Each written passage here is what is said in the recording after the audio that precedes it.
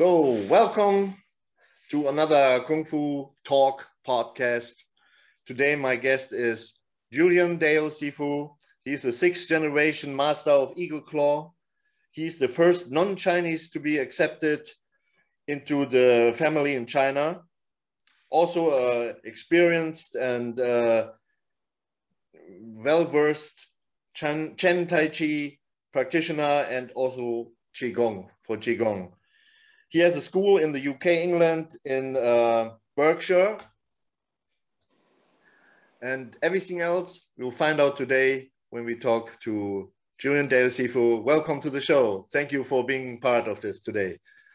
Frank Bolte, thank you very much for inviting me to participate in your podcast. And good greetings to all the listeners and other practitioners of Chinese martial arts across the world. Yes, thank you. Thank you again for being here. So I introduced you a little bit. Maybe I forgot something. If you want to add something up to this, what I just mentioned, maybe also more precisely tell the people where they can find you if they wanted to take lessons or even look you up in the internet. Sure, thank you. Well, I've been practicing Chinese martial arts for 36 years. And one thing that I have learned is that I'm not a master. I'm just a student with 36 years of practice and learning. So I'm still very much a student myself. I've been traveling to Hong Kong and China since 1990. I initially started learning Chinese Kung Fu in England at the age of 17. I'm 54 now. And when I started learning, I was learning some Chinese sanshou, free fighting, what they call like kickboxing, but not kickboxing. From there, I wanted more of the old Chinese Kung Fu, because when I was younger, I saw the Shaw Brothers movies, the TV series called The Water Margin, and Golden Harvest, and Jackie Chan and things. So I found a quasi or semi-traditional Kung Fu school over here, class, not school, class.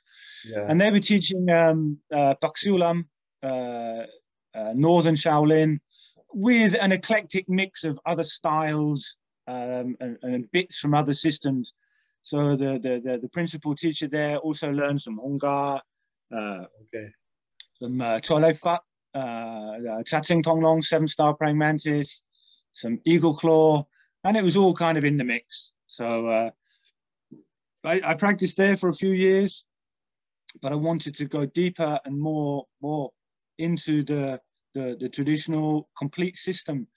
So I picked Eagle Claw as I quite like the flavor of it. In 1990, at that time, I'd never been on a plane before. I never left the country. I'd never gone overseas. So I had a friend from Hong Kong who helped me find some accommodation, and I bought an open-ended ticket and didn't know anybody in Hong Kong, didn't speak the language, got on a plane, and that was it. I was gone. So I just had the name and address of the Hong Kong Chinese Martial Arts Association on a bit of paper. So that was it. I knew nobody, I knew nothing. I just got on a plane. I had somewhere to stay. I had some money in my pocket and the address of the Hong Kong Chinese Martial Arts Association. And this is, you know, when you were out there in the early days as well, Frank, because we've known each other quite a long time, 12 or 13 years. When you were traveling out there, this is before the time of internet and Google and YouTube and, you know, where you could just find everything on your phone. Right. So in those days, you know, in those days, it was a much more of an adventure, a real journey. Yes, indeed. I remember that too, because I went the first time to China in 1991, and all I had was like a name card. But I went to northern China, to Hangzhou, because in that time the school where I was practicing at in Germany was a mix of wushu and traditional kung fu. So we had always teachers from China over, and I became friends with one of them. And he said, anytime you want to go to China to train, you can come. And he just left me his card, you know. So when I went there by plane, I just showed the card to the taxi driver, and even they had troubles finding the place and stuff, you know. So yeah, I know how that is, and super adventurous. So yeah, and I think that yeah, I think that time period was also a little different as well. So you know, when we were traveling out there, the experience, the flavor of both Hong Kong and China was different. You know, we got to see it before it really became commercialized and changed. So yeah, true that. We have a real sensation of the area and the time. Yeah, yeah. I never will forget this time, because I just need to hear some certain songs that were popular maybe at that time in China or even Hong Kong, and in my head I have the smell and the noise, the sounds and everything. It's so different. Yes, indeed. I understand exactly what you're saying. It's almost like we time travel back to that time period of you know, adventure and the sort of the magic and the wonder of the journey that we experienced, because it was you know, it wasn't fast. It was we had to dig for the gold. You know, we had to dig for it. We had to work, sweat for it. So happy times, Frank. Happy times. Yeah. Really, really happy and funny. You know, because I remember one funny incident is, you know, in Germany, we used to have a group, a pop group called Modern Talking. And let's say they were super popular, but depending on what kind of music you are into, you know, so the music I was into and still being into was totally different. So we were kind of looking down at this kind of music because they were totally corny. It was like two dudes that probably they had long hair and a lot of makeup, and they had all these hits, you know. I don't even know if they were outside of Germany. They were singing in English though, Modern Talking.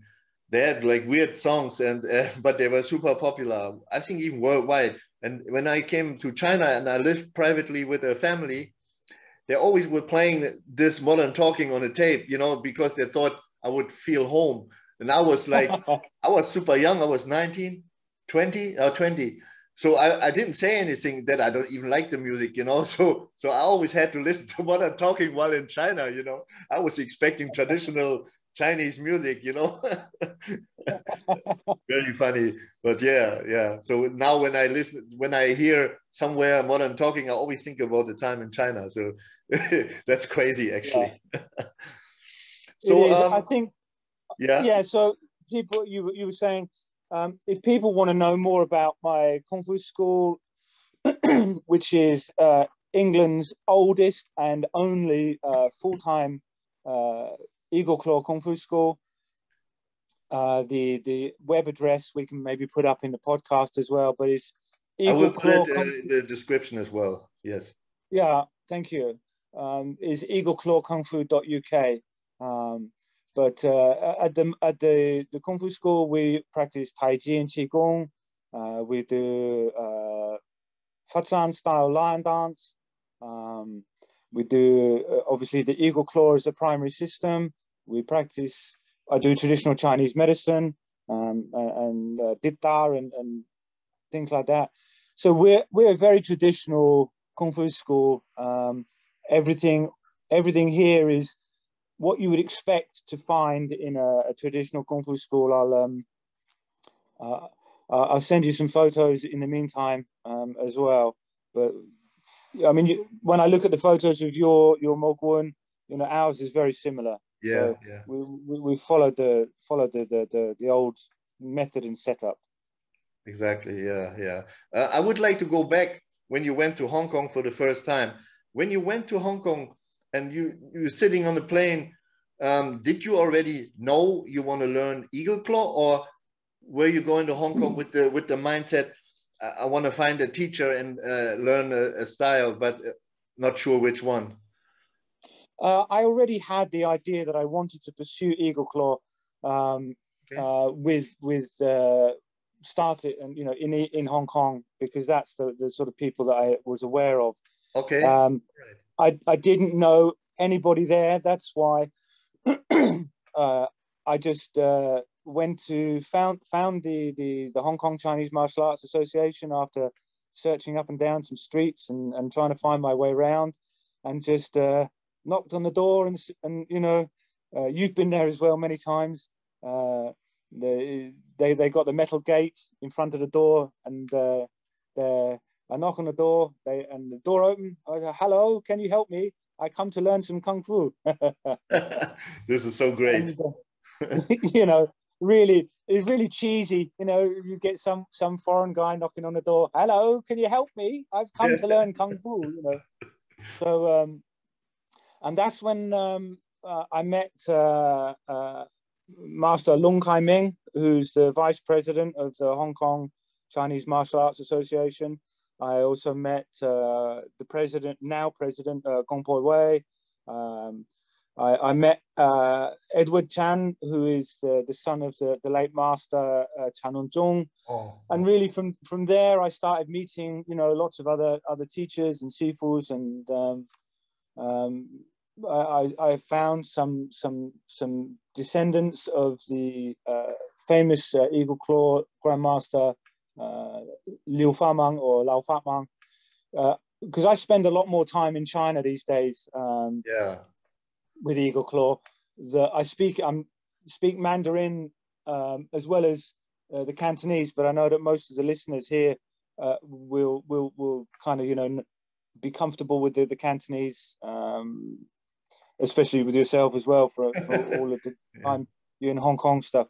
So yeah, I mean, I met a lot of really good sifus out there, good friends and people that I know still today. So whenever I go back Hong Kong, in between shopping and the markets, I'll see people for lunch and for dinner, lunch and dinner every day. So it's busy, seeing everybody. So when you you had Eagle Claw on your mind, was there anything? Was there a certain reason why you wanted to learn Eagle Claw? I mean, the style is very rare, I would say. Here, I don't think we have. I never heard about any school for Eagle Claw in Germany or in generally. Generally, I never hear much about Eagle Claw, but it's such an interesting style, and I wonder why. So you must have heard something about it that attracted you to learn that style, or? Well, as I mentioned, when I was first learning sort of Chinese martial arts in England, the school that I was learning, class that I was learning in, there was an eclectic mix of Northern Shaolin and some routines from different styles, and I just felt drawn to the Eagle Claw, and so that's really kind of what hooked me. And then that was the path that I'd set my mind to. So I just carried on down that road and keep on digging for the gold, and keep on digging. That's good. That's good. So eventually I found it, and funnily enough, my journey of learning Eagle Claw took me to America, where I started learning from Master Liu Manyun, one of the daughters of the late Grandmaster Liu Famang, and I spent many years learning Eagle Claw there. In 2007, I wanted to research the Eagle Claw system, as I knew it was from the north of China, with an idea to write a book about the journey of Eagle Claw from north Beijing down to Shanghai, across China into Hong Kong. So I started going into mainland China to research the journey and also the roots of the system. So I traveled through Fatshan, Foshan, Canton, which is Guangzhou, then across to Hangzhou, Shanghai, then up from Shanghai to Beijing, then Beijing down into Hebei, Tianjin, then from Tianjin into Xiongxian County, and then into the village where this is the birthplace of Eagle Claw. It's a small village, remote farming village in Xiongxian, which is a county which is part of Hebei, and that village is called Guzhuangtou. And this is where Eagle Claw really is from. Wow. So I met many of the families and the teachers through the journey, as I said, from Foshan, Guangzhou, Hangzhou, Shanghai, Beijing, Tianjin, Xiongxian, and then really found the source and the root of the system, and the practitioners and the families there in Guzhuangtou. You know, this is their legacy inheritance. This is their heritage. So the village is very vibrant with the practice of Eagle Claw. I found that along my journey, I started to understand and see the system from slightly different perspective, and it raised more questions and thoughts in my mind about the training, the methods, the function, the application, and the system in general. And in 2015, my path changed. I decided to follow into mainland China. So I left the Hong Kong branch. This is important to know that I left the Hong Kong branch after many years. And dedicated myself to learning the old system in the village where it started. Right, going back to the source, going to the roots. Yeah, I chose to continue my learning in the village because that's where I felt as if I, as a person, spiritually and mentally, I felt like I'd arrived at the home where I wanted to be. There are many great practitioners and teachers and Sifus of Eagle Claw across the world, and a huge amount of credit for all of their effort and time and energy that they've personally spent in developing and promoting Eagle Claw. Is one big family. Not everybody gets along with everybody, but everybody is doing their best to promote the system, which is the right thing to do for Eagle Claw. So once I found that the door to the way I saw things had opened, I could never look back. I could not look back in time. So I arrived at what I felt was home, and from there on in, that's been the continuation of my journey with Eagle Claw. Oh, that's great. That's great. Yeah, I would like to, I mean, you partly already told now the listeners where the style is from, and so a little bit more about the history of the style. If I'm not mistaken, but I might be wrong and confuse it with another style, but was the Eagle Claw style, was that more for people of higher priority, or let's say, not, I don't want to say rich people, but people of higher maybe rank or something? Is that true? I think that's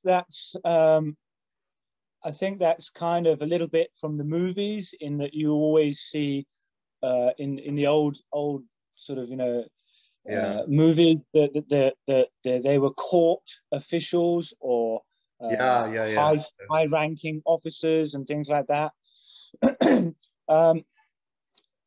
I think that that's not accurate, but it's kind of romanticized insofar as the history traces itself back to the famous Song Dynasty or Song Dynasty General Yu Fei. And the system was taught as a military system to his soldiers, which was used very effectively in battle against the Jurchen, or the Mongolian invading armies, of which Yu Fei was very very famous for defeating the invading hordes, Mongols, and Jurchen armies during the Song Dynasty. So a lot of people attribute, want to trace their system back to Yu Fei because he's a very respected and famous historical figure. So the Eagle Claw system, based on all my research through China, and it's historically documented through extensive researchers in China and across systems. The root of the system, we can say, comes from the Yu Shi Sanshou. Yu Shi Sanshou is Yu family Sanshou free fighting. Okay. And so that we kind of trace the story back. The person that we attribute as being the modern day founder of Eagle Claw was a gentleman by the name of Liu Shijian from Guzhangtou, our family village, the root village. Now, he already practiced Liu Hechuan, 6-harmony boxing, and BoFaat. Some people call BoFaat 8 flashing palms, flashing like flashing bolts of lightning. Yeah. Also, probably more accurate, the fan means 8 tumbling or rotating hands. And that's important when I come back on to explain the name of the system is Yingzhao Fanziquan. So you have Yingzhao, Eagle Claw, Fanzi, rotating, Chuan, fist. So Liu Shijian, as a traveling tobacco salesman, traveled into Tianjin. The temple, which I'll come to now, there was a very heavy thunderstorm and rainstorm. So he took refuge in a small Buddhist temple, Maozhou Buddhist temple in Tianjin, which I visited and I've been to the location. Whilst he was, it wasn't like a very big temple with lots of monks and things like that. It was a small local temple, Buddhist temple. So whilst he had nothing to do, whilst sheltering from the rain, he started practicing his BoFaat and Liu Hechuan. And in there were 2 monks or people. One was called Douji, and the other one was called Fa Sheng. Fa Sheng we know means like Buddhist monk, yeah. And another person called Douji. They had come through learning the Yushu Sanshou that was taught and retained in the Shaolin Temple. At that time, it was still a protected method of practice within Shaolin Temple. So they were extremely skilled in the Yushu Sanshou. And they said to Liu Shijian while they were watching him, saying, "Your kung fu is good for demonstration, but not good for fighting." And this is quite a romantic story that's often spoken of a similar experience by different kung fu families. So Liu Shijian said, "Okay, well, I accept. Let's test it." So when he attempted to use his kung fu against Fa Sheng and Douji, they defeated him easily in three attempts. At which point he knew that he'd met very highly skilled kung fu people, so he asked to learn the Yushu Sanshou or learn what they had used to easily defeat him. So he spent the next period of his life learning the Yushu Sanshou. When he had parted ways after completing his learning with Douji and Fa Sheng, he returned to the Guzhangtou and started teaching the Yushu Sanshou alongside the BoFaat 6-harmony boxing. He then went into Beijing. Now, this is possibly where the story of the high officials comes from. Yeah. And Liu Shijian was around in Beijing and was friendly and knew people like Dong Hechuan, the founder of Bagua, Sun Lutang, the founder of Yang Style Tai Chi. So these people were known to each other and around at the same time. And he was teaching Yushu Sanshou, BoFaat, and his method to in the military barracks within Beijing. So this is possibly where there's a story about military officials. Yeah, makes sense. But he wasn't the only person teaching in the military barracks, you know, but that's possibly where this link comes from. Yeah. So over the time, this is where the Yushe Sanshou, Bafanshou, Six Harmony boxing became more blended. And when Liu Shizhen returned to the village Guzhuangtou, he taught Liu Chengyou, and Liu Chengyou was the one who worked further on integrating the separate elements of Yushe Sanshou, Bafanshou, and Liu Hechuan together, and really consolidated it under the tutelage of Liu Shizhen.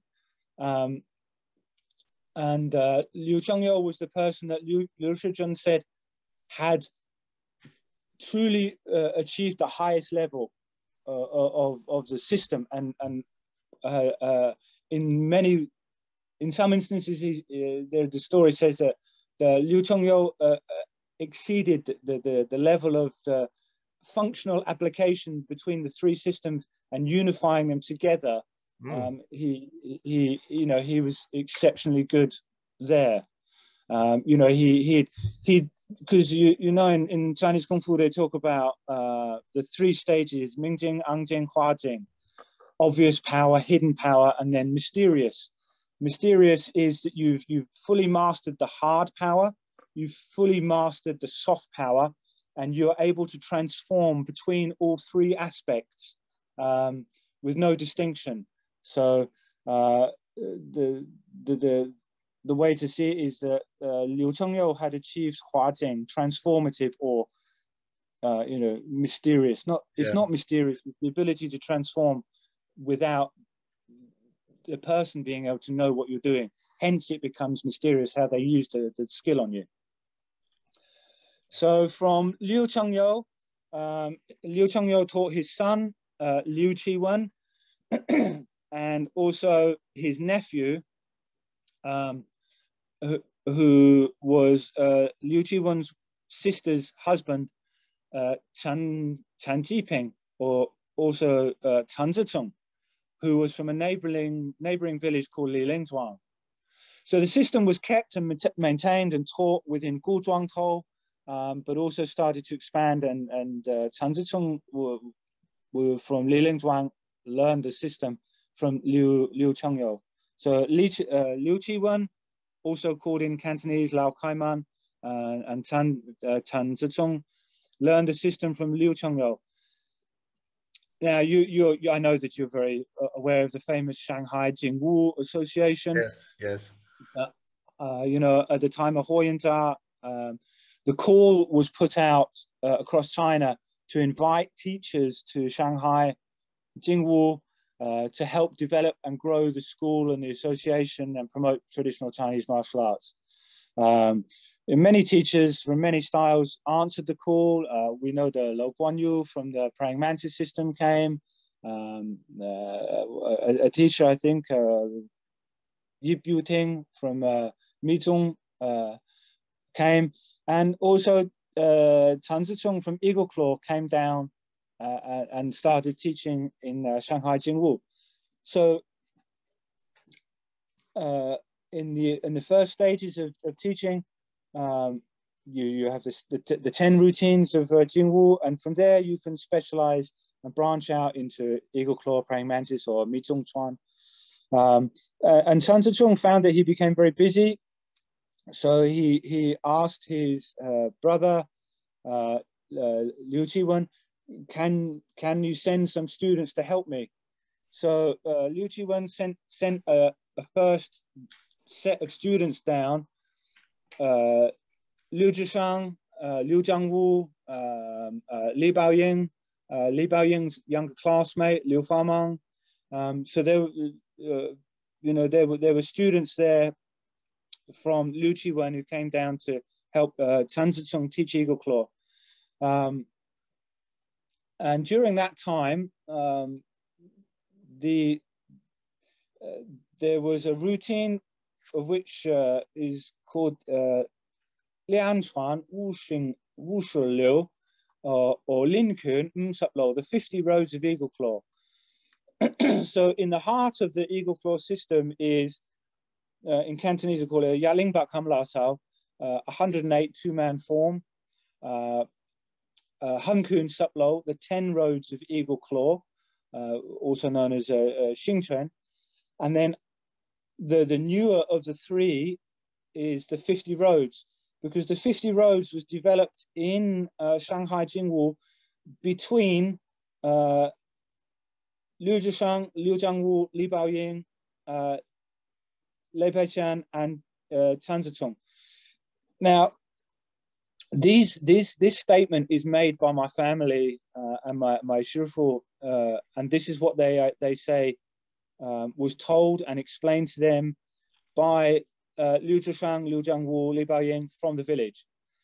So the Yusha Sanshou was 33 short roads of combative and fighting techniques. And in Shanghai Jingwu, between them with Tan Zhichong, they reordered, consolidated, and added to and created the 50 roads of eagle claw. Lei Peishan was the person who photographed it. Tan Zhichong was the person who was involved in the creation of it, and he was the one who wrote it all down. Hence, he published a book on the 50 roads, and he is noted as being the person who created it, but this is not what they say in the village. He was one of the people. Yeah. It was a collaborative event between Tan Zhichong, Liu Zhishang, Liu Jiangwu, Li Baoying. They were the people who worked on it together as a collaborative effort. But Tan Zhichong was the first person to publish the 50 roads as a book. What year was that? Oh, these are the early 1900s. I mean, let's think now. The first Shanghai Jingwu was 1910 to 1915. Then the building got destroyed. And then they moved to a new building, or maybe it was 1910 to 1913, and then they moved to a new building in 1915. I can't quite remember. Yeah. So yeah, the early sort of 1920s at that time. Okay. Yeah. And then from Shanghai, eagle claw spread across because Tan Zhichong traveled to Hong Kong, Singapore. People like Lei Peishan, his student, were in Guangzhou. Li Baoying and Liu Famang were in Canton, Guangzhou and Foshan. And it started to spread across China, so it became more widely known. Great, great. It has a long history. So eagle claw, so eagle claw, as I understand, has a lot of joint manipulation.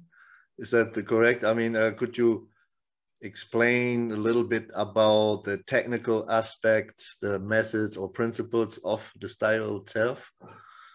Yeah, the old system is very compact, very quick, is very fast and elastic with its body method, light, fast stepping, very quick, fast changing hands. So, I mean, there are 7 principles. In Cantonese, this is Zhao Da Kam Na, Fan Gan Cho Guat, Dim Yu Bai Hei, Sim Dim Tong No.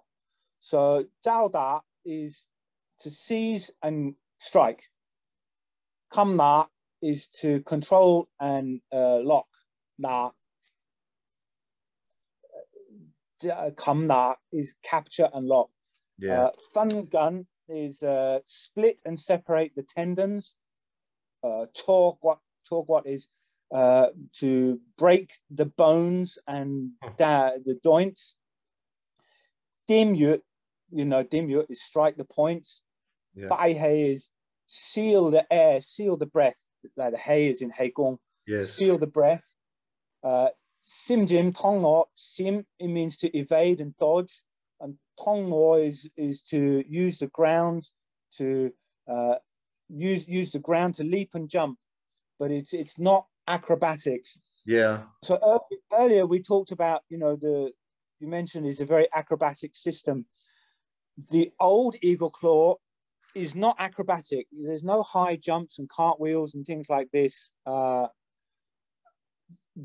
name of the system, Yin Zhao Fan Zituan, the fan means to rotate, can also say tumbling. So if you roll a stone down a hill, it tumbles over and over. Right. Modern gymnastics is also called tumbling. So yeah. this is where people think of the gymnastic aspect, in that it's tumbling like gymnastics. It's not at all. It means the rotate and turn. So if you do a cartwheel, yes, you are rotating and turning. But is a cartwheel a functional fighting application? No. But if somebody's trying to throw you, you can use a cartwheel to get out of the throw. So a lot of the acrobatic stuff where people think it's kicks is against throws, and it's you know, jumping up out of the way of things. So yeah, that's and whilst the early eagle claw method was at Shanghai Jingwu, there was influence from Mi Zhongchuan, which is a northern large frame. So one eagle claw routine in Cantonese, they call it Kung-Fu-FILME, in Mandarin, Wu Hu Chuan. This is a harmonizing or blending of Mi Zhongchuan and eagle claw hands. So you have large frame eagle claw, which is more modern. Then you have a small frame eagle claw, which is the older root material, like BoFaat, Yu Shi San Shou. So you have two aspects to eagle claw. The large frame is beneficial insofar as it helps to open and stretch the body. So there's a lot of good body benefit. The leaps and jumps are beneficial in closing distance and rotating and turning around a person, and, you know, dodging and evading. So there are good aspects and benefits from the large frame, and then over time you consolidate down into the smaller frame, the earlier root material. So yeah, this sounds like a very effective style. So let me look this up. But yeah, this you mentioned it earlier, the 108, the partner routine. It will go through all these different joint manipulation or locks, right? No, it's not a joint locking form. It's okay. You could say it's a bit like Tai Chi Toi Sao. Ah, okay, okay. It's a routine that teaches you how to connect, blend, redirect, and dissolve attacks. Oh. So it's more of a two-man training routine, partner form. It's not 108 locks. Okay. That is something different within the system, breaking down the individual locks. But Lingba Kam Lao Sao is a form that teaches the connecting on the bridge,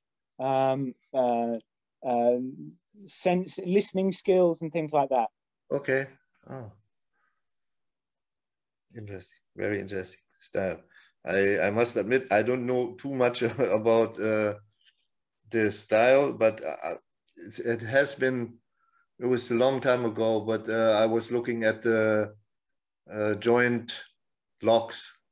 I was interested in joint locks. I wanted to see what's there, you know, so that's the little I know.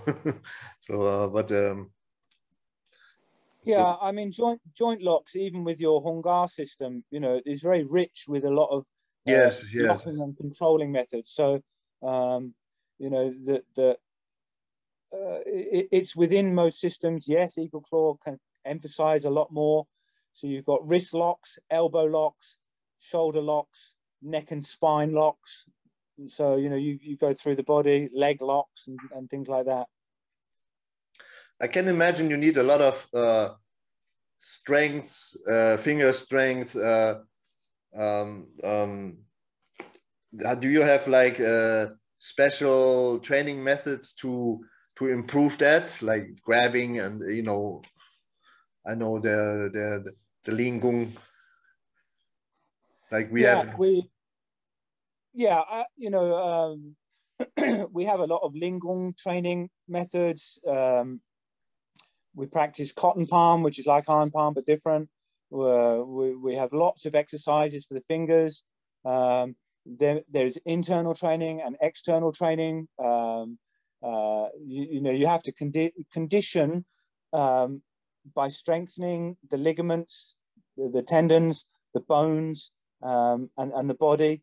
The grabbing, really, you first have the external phase, then you start to connect it deeper within the body, so it becomes using the internal mechanics and body methods, so your power increases along with your physical strength. So yeah, we have pops, we have bag throwing, we have bamboo grabbing, we have oh god, there's so many. So many. I mean, there's I'll send a picture of just the area where we do our Lingung, so you can put that in there as well. But yeah, there's a lot of exercises, 2-man exercises. So yeah, there's otherwise you're just dancing. If you're not practicing these methods, your skill is just for performance. Exactly. So you can say that also your school is probably one of the few schools that also not only teaches the movements, but also the necessary conditioning for the body, and that comes along with to be able to use certain techniques. I don't know about other Eagle Claw schools and how they do their training. All I can say is that I do the training of our family, use the methods that they use in the village, and yeah, we try to be as comprehensive in our training and not deceive ourselves just by you know, performing routines and forms without the appropriate exercises that go with it. Yes. Yeah, I was generally speaking about Chinese martial arts schools, because I would say that any Chinese martial arts style, except, I mean, apart from learning the forms, there should be Lingung, and there should be also the healing method. You were saying that earlier, that you also do Chinese medicine. The Ditajo is very important, because like in training, you can hurt yourself or you will have some bruises, and then you should also know how to treat them, right? Yes, absolutely. I think it's important for us as practitioners to study the anatomy and physiology of the body, learn some healing skills and healing methods, because otherwise, you know, it's just, I think that learning the healing skills allows you to go deeper into your Kung Fu training anyway. It's part and parcel, and should be side by side. Like you said, it's form, function, application, conditioning, Lingung, healing and medicine, and philosophy also. You know, Right. Kung Fu is a very comprehensive path of practice within your life. So yeah, you know, we should always try our best to develop as comprehensively and as we can. Right. What's your take on, actually, I don't want to say traditional versus modern. I want to say that can go along, should not against each other, but should be going along. And I think even modern can look at traditional and also take something from there, you know, like Chinese medicine. It doesn't have to be Chinese medicine, but at least knowing how to heal, or how to you know, when you get injured, you should have a little bit knowledge about the body itself, and obviously, but also about how to heal, or what to do. What's your take on this, the traditional versus modern, or not versus, but traditional and modern? I think that the MMA and stuff, what it did was show people that we should not be under the delusion of being able to make things work. We need to study the function of how things work. Otherwise, it's just performance. People see these wuxia, romantic films of martial arts, from China and things like that, which is great. And they're very, very entertaining. But then people have this idea that they can, jump on a blade of grass and fly from bamboo tree to bamboo tree. And the MMA really, it's a tremendously athletic, extremely challenging sport. And the MMA fighters, they're great. Ultimate respect for them because they train professionally. And you and I know that when we've trained 8 hours a day, 6 days a week with traditional methods, it's just the same. Yeah. It's blood, sweat, and tears. So MMA gives traditional Chinese martial arts the opportunity to really investigate and challenge the functional ability of their system and make sure that what they're doing works. And if it doesn't work, figure out why. Are you rigidly sticking to, well, we do it like this way in the form? Yeah, but take the form. Does it still work in exactly that way? No, it doesn't work exactly that way. You have to understand how to take it from form to function, and find the method to work.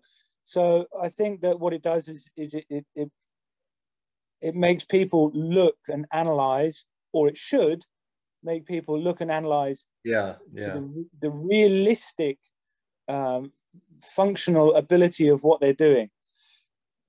On the flip side, we don't want to be going out and fighting like thugs, because this is not how developed people live in modern society. So we should develop the character, we should develop the mind and the heart, the combat skills, the health skills, the body skills, the social and the community, the family skills. Everything should be in balance and harmony. So I have a good friend, maybe you know him, in Hamburg, Ralf Steiger. He runs a big Thai boxing gym in Hamburg. A lot of fights that brings over fighters from all over the world. So Thai boxing, everything is good if you can make it work. Otherwise, what are you doing? Exactly. Be honest with yourself. But all the Chinese Kung Fu systems worked. So why, if they did work, why are they not working now? What's been lost? What are you missing? And what are you not doing in your training? What have you not been taught? Or what isn't known? So we have to go digging for the gold, like we've done, Frank. You have to put yourself out there. You have to go for. You have to go into it. You can't just play with it. It's okay.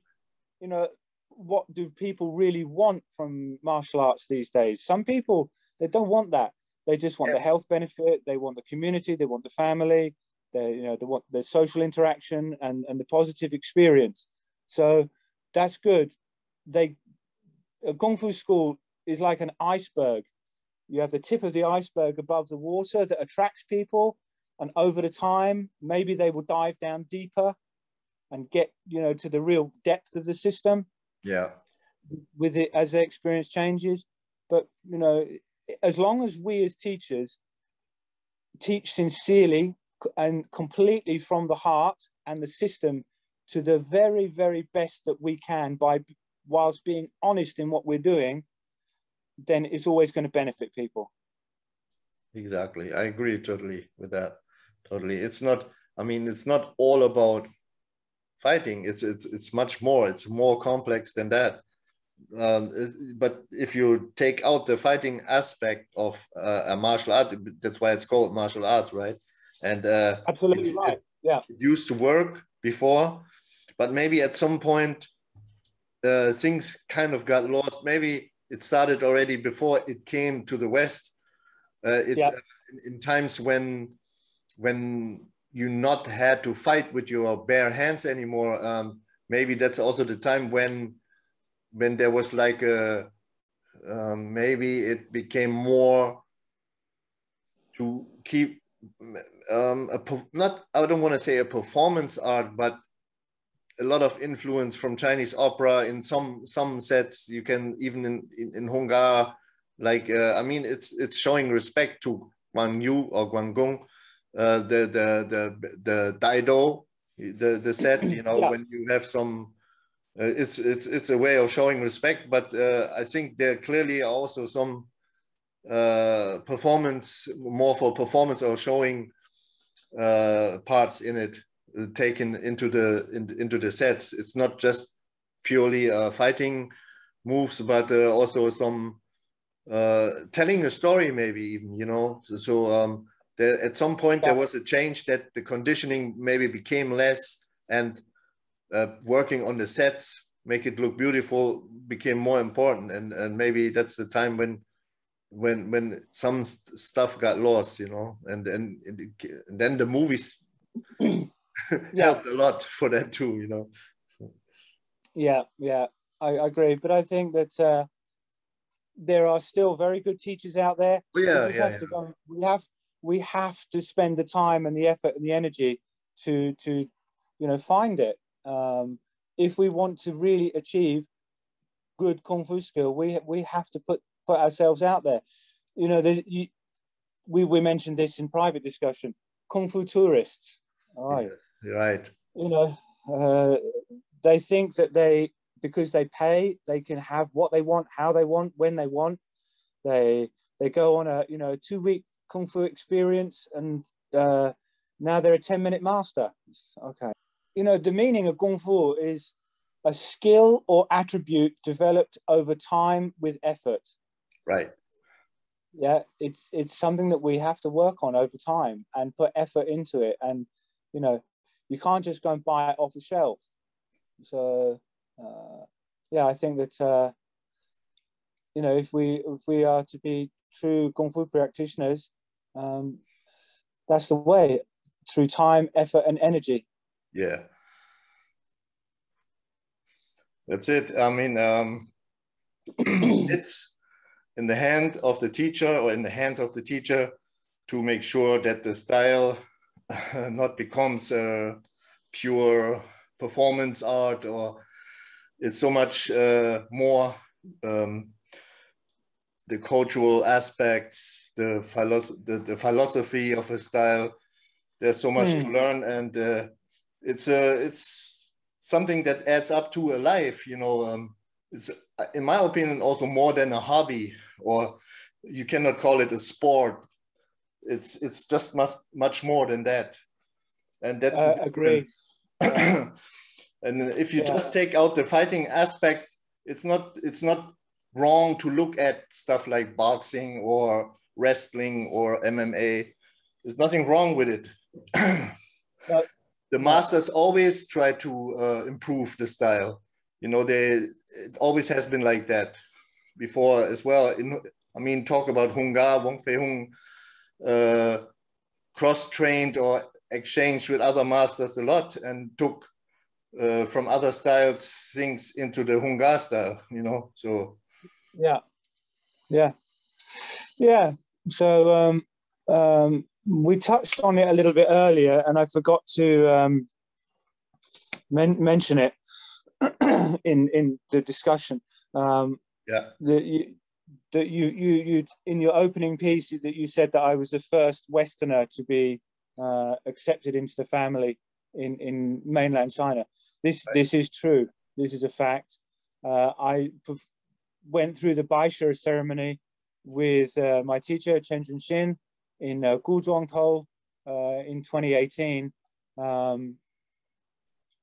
and the training there is a very remote village. It's not fancy. It's, you know, it's dirt roads and single brick walls, and but to be able to train, literally, I've stood on the ground where all of the past masters have trained and lived, you know, the house of Liu Qiwen, Liu Chongyou. I know the great grandson. I've been there. You know, I've stood in the grounds and sat and drank tea with them. Wow. The house of Liu Shizhan. You know, so for me, it's really a really. Yeah, I mean, that's what I'm struggling to do is put into words what kind of an experience it is to be able to train on the ground that the masters walked on.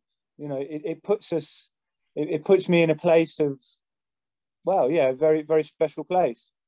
I mean, just alone the fact that, or the thought that they must have seen also something into you to accept you into their family, you know. So I think it's a great, I don't know, privilege, or definitely a great honor, and it also tells a lot about you as a teacher and practitioner of that style. They see this in you, and so that's a great achievement, you know. Maybe you don't. Yeah. I'd known my now teacher and family since 2007. So it was an 11-year process of observation and training and practice and other bits and pieces with them. So so they see the dedication and the heart, you know, that you show for it. You know, I think this is great. You know, so if you look at it from a Western point of view, not Western thinking, but I mean, this is something rare, and we should, I think, in a sense of we all, even if the style is not the same, but it's Chinese martial arts, and it's definitely a minority martial arts in the West. So it's a great thing that you are being able to bring this to England, to the West, and I would hope that many people follow your path, you know, and carry on what you're doing in the future also. Speaking of that, I have a shared vision with my teacher and the family out in Guozhuangkou, is that we want to bring what we call the the ancestral eagle claw, which is what they name it as, out from the village and bring it more over to the West. So, you know, that I've made a promise and a firm commitment to work with my teacher and you know, help bring that out. So, yeah, we hope to, over time, bring eagle claw from the village to more people that genuinely want to learn. You know, we have to be careful, and because we're teaching from the heart, we you know, we just take one step at a time. Yeah, that's right, that's true, that's the best. So that's basically what one of my last points was, the future of Chinese martial arts in general. I mean, as we also can witness, there's also a bit of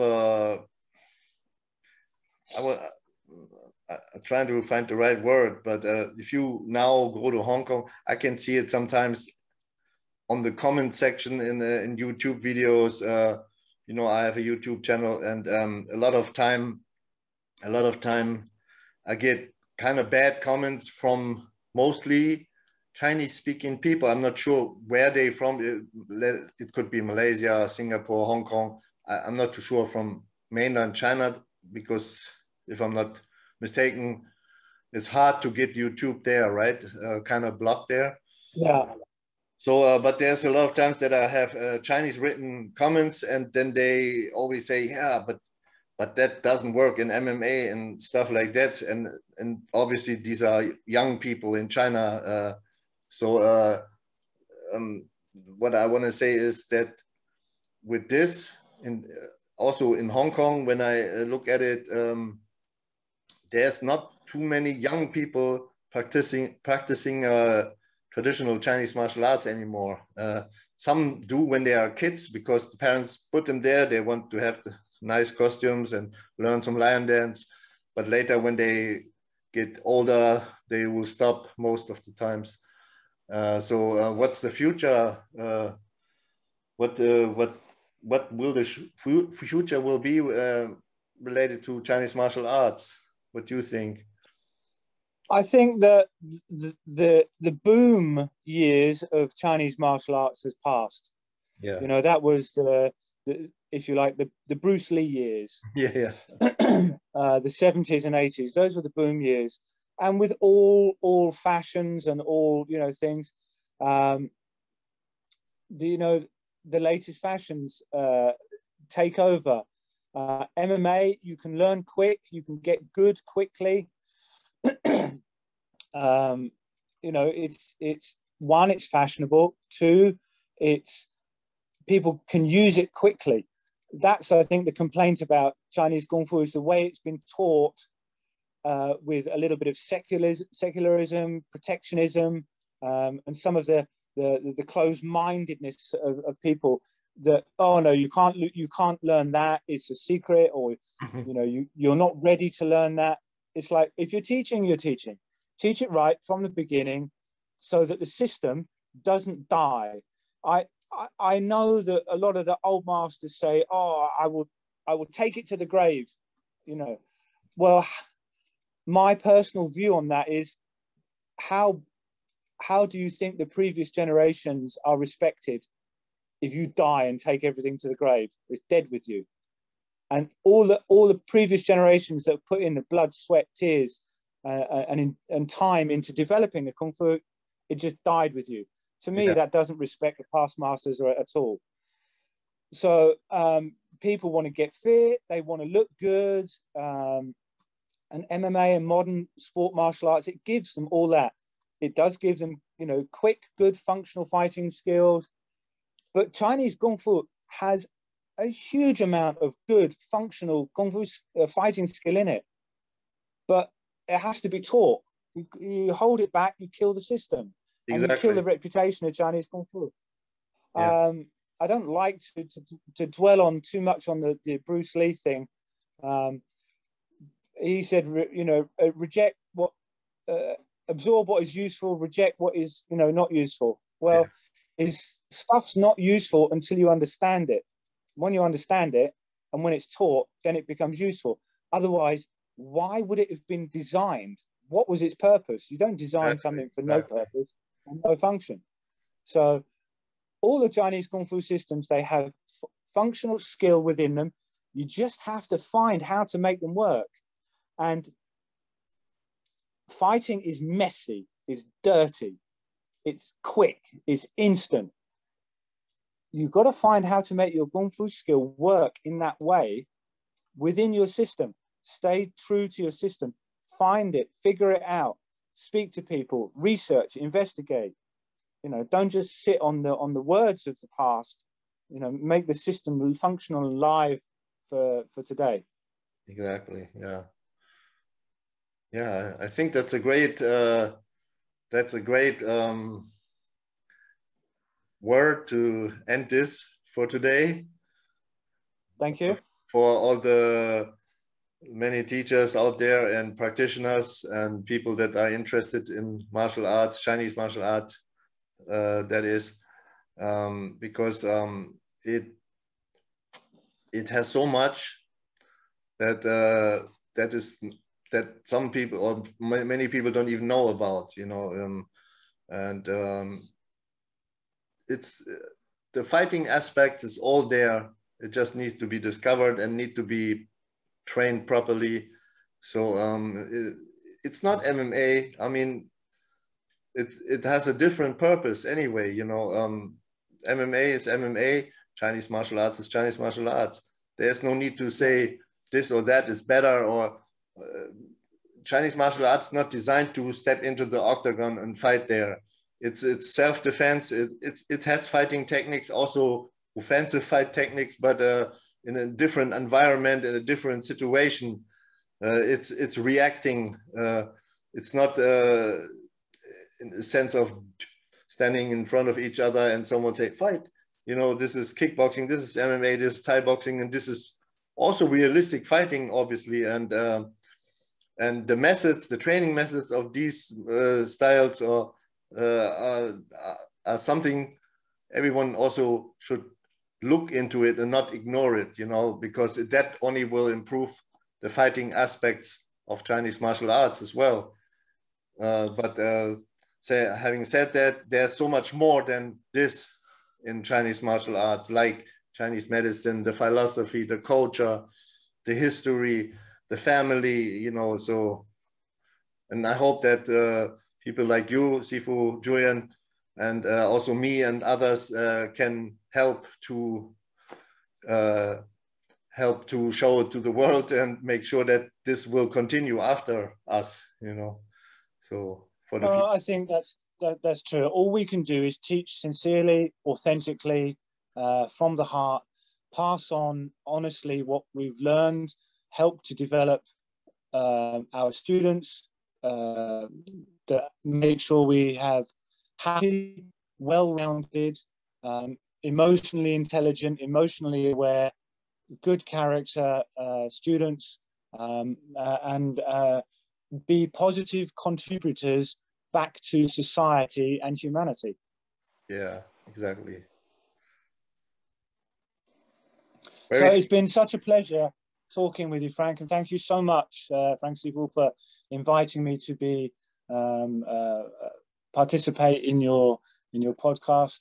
I hope that your podcast, as you develop more, becomes more and more successful, and you know, that your own personal Kung Fu school continues to be of a great contribution to Hung Gar in Germany, and to all practitioners of Chinese martial arts, my sincere respect and best wishes. Work hard, train hard, and promote traditional Chinese Kung Fu, because it's such a wonderful and amazing world.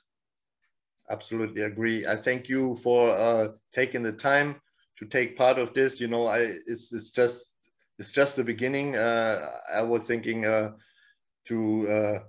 do this, and I know some great martial artists such as yourself, and that it came to my mind after the idea developed to do this podcast.